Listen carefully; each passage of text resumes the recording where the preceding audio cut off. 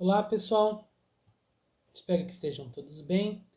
Hoje a gente vai falar sobre um filósofo bastante importante dentro do conjunto de filosofia grega. Nós vamos falar sobre Aristóteles. Essa é uma aula essencial, um conjunto 4 aí da nossa sequência de conteúdos do terceirão. E a gente vai estudar então um conceito bastante amplo sobre a teoria aristotélica, diversos aspectos então dessa teoria. Vamos lá, mergulhando agora então no conteúdo filosófico de Aristóteles.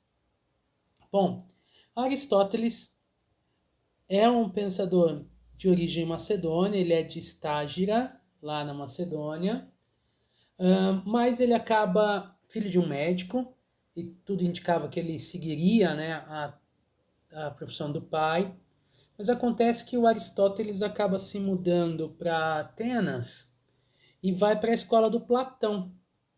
Ele se torna um aluno de Platão, e não qualquer aluno, ele se torna um dos mais destacados alunos do Platão, de muito prestígio dentro da academia platônica, ao ponto que ele se torna professor, inclusive, na academia platônica, vai ficar por lá até a morte do mestre, seguindo, divergindo em alguns pontos do Platão, mas ali dentro da academia. E aos poucos ia aparecendo essa perspectiva mais autônoma, divergindo em alguns assuntos da perspectiva platônica, que a gente vai ver daqui a pouquinho.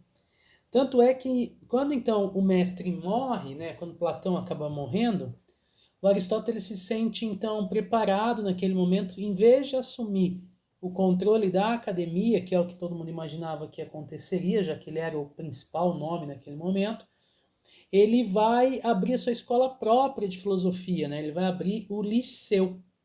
A escola filosófica do Aristóteles é chamada de escola peripatética. Essa escola tem esse nome porque o Aristóteles ele caminhava pelos jardins e dava suas aulas andando pelo jardim, né? Jardim em grego vem de peripatos, então por isso peripatético é a escola desses alunos que caminhavam pelos jardins durante as aulas. Bom, o Aristóteles ele vai ter foco numa filosofia bastante ampla, mas que vai ter alguns temas centrais. Né, o primeiro tema aí é a metafísica, que a gente vai falar um pouco. A questão da física, ou da natureza, né, a physis, a ética e a política, e a lógica e a educação. Nós vamos tentar abordar um pouco de cada um deles. A gente vai começar aqui com a ideia da física e da natureza a partir do papel que a filosofia tem, segundo Aristóteles. Para Aristóteles, a filosofia é o caminho do conhecimento do mundo sensível. E aqui já aparece uma primeira divergência do Platão. Para o Platão, o mundo sensível, marcado pelos sentidos, então, observado pelos nossos sentidos, não era a finalidade da filosofia. A filosofia buscava a compreensão do mundo inteligível, aquilo que estava fora do mundo sensível. Já o Aristóteles diz, não, a gente tem que compreender esse mundo nosso, porque afinal o que é importante compreender a partir da filosofia são as causas e os princípios da existência e da transformação dos seres. Essa frase, essa afirmação aqui, define muito a filosofia aristotélica. Causas e princípios da existência e transformação dos seres.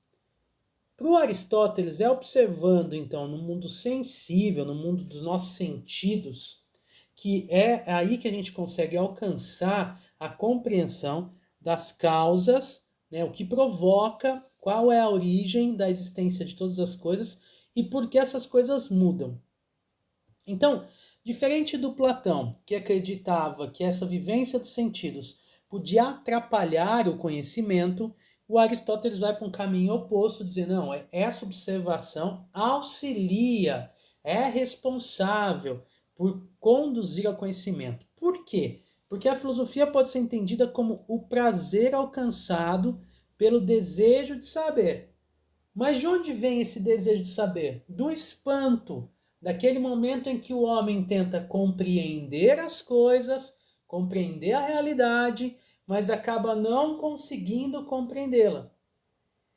Aí, quando ele vai tentar entender, esse espanto se torna em desejo de saber.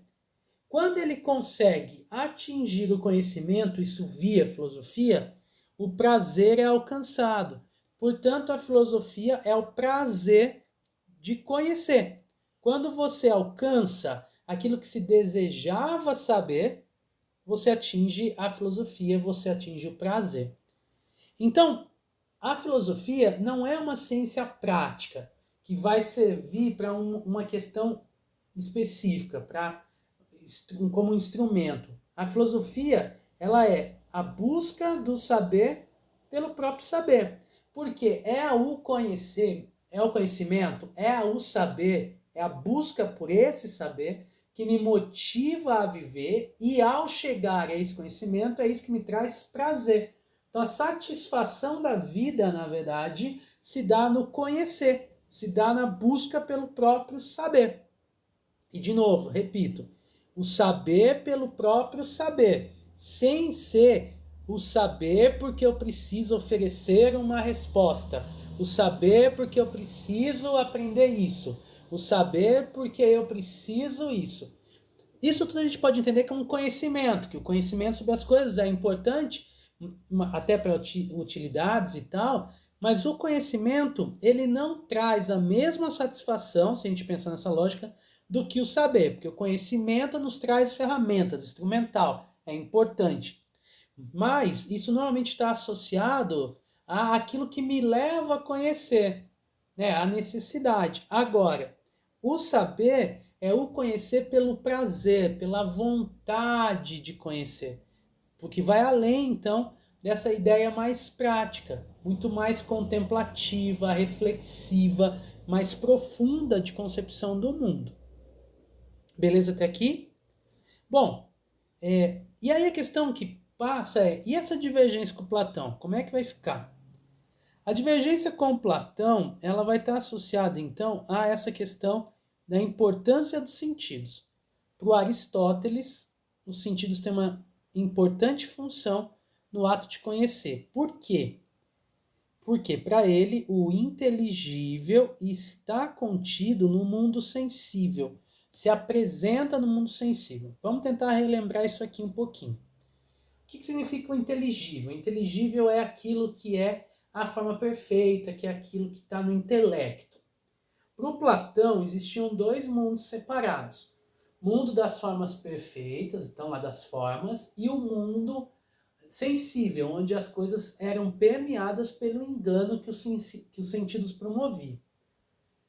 Para o Platão, se a gente se afastasse dos sentidos, então do mundo sensível, nossa alma conseguiria lembrar as reminiscências, né, as lembranças do mundo perfeito. E a gente conseguiria, então, atingir a forma na sua estrutura perfeita.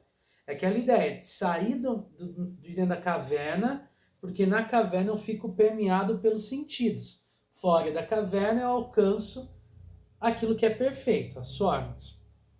Muito bem.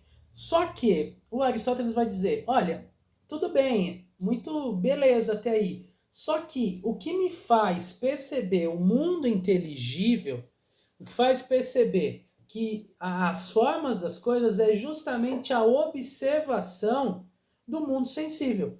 Então não dá para se desprezar o mundo sensível, achando que ele me gera um engano, quando para o Aristóteles, na verdade, é o mundo sensível que gera o start, a vontade, o desejo, que gera essa coisa de querer saber. Em linhas gerais, né, a gente vai ter essa divergência principalmente marcada, porque para o Aristóteles, o particular, né, aquilo que muda, aquilo que é visível, que é contemplado no mundo sensível, se liga ao universal.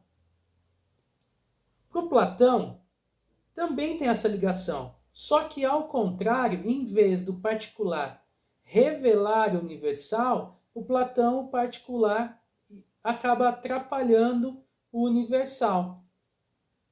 Tudo bem até aqui? Portanto, os sentidos auxiliam na construção das verdades segundo Aristóteles. É que a gente tem um ponto de divergência mesmo entre Platão e Aristóteles. É importante entender essas duas coisas que vão ser, na verdade, um grande dilema dentro da filosofia. Porque o seguinte, o Platão, esse mundo inteligível trouxe para nós, então, a compreensão de todas as coisas. E nós tínhamos que, de certa forma, despertar essas memórias do mundo de todas as formas. Para Aristóteles, como é no mundo que existe a possibilidade de conhecer o universal, né, o imutável, então, na verdade, eu não tenho essas lembranças, eu vou conhecendo conforme eu vou verificando o mundo que está à minha volta. Então, tem uma divergência bem grande aí. O conhecimento, afinal, nasce com a gente, nós lembramos e despertamos, ou o conhecimento precisa ser adquirido ao longo de toda a vida.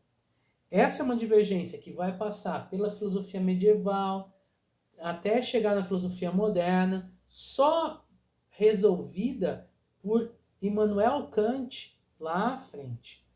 Bom, até aqui, tudo bem? Beleza, vamos seguindo.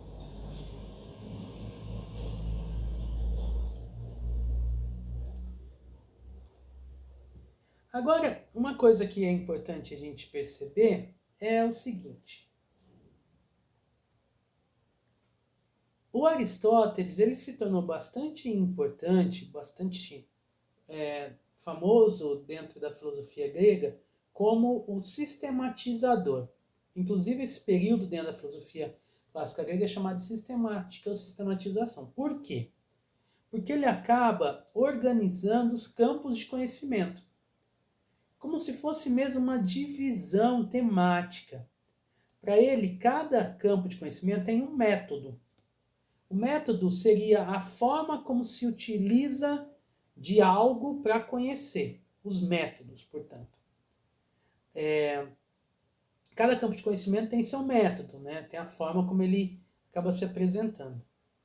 Muito bem, pensando assim, ele vai fragmentar então em ciências teoréticas, que são aquelas que estão mais associadas na busca pela verdade de uma maneira reflexiva, como a física, a metafísica e a matemática. Por matemática se entende de geometria, química e tudo mais, aqui nesse conjunto. As ciências chamadas práticas, que são as ciências que vão servir para a busca do bem de todos, no conjunto ética e política. Obviamente, aqui a gente coloca uma série de concepções associadas à ética e política.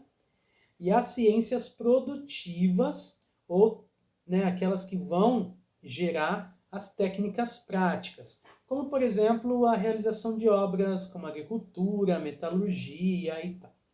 Por que eu estou chamando atenção para a classificação dos campos de conhecimento, pessoal? Porque ao fazer isso, o Aristóteles tem a preocupação de pegar a filosofia enquanto ciência mãe e dividi-la em campos de conhecimento, em campos de ação. A própria filosofia continua existindo porque ela vai se focar, então, em formas diferentes de ser apresentada enquanto filosofia, né? Na matemática, nas questões de ética e política, por exemplo, na própria prática. Então a filosofia vai permear todo esse conjunto de ciências. Inclusive a gente pode chamar neste momento então de ciência, essa ação que o Aristóteles tem o cuidado de fazer, de fragmentar os campos de conhecimento a partir da forma como os estudos são promovidos dentro de cada uma dessas áreas. Então, por isso os métodos são diferentes, por isso a forma de compreensão delas também precisa ser diferente. Certo até aqui?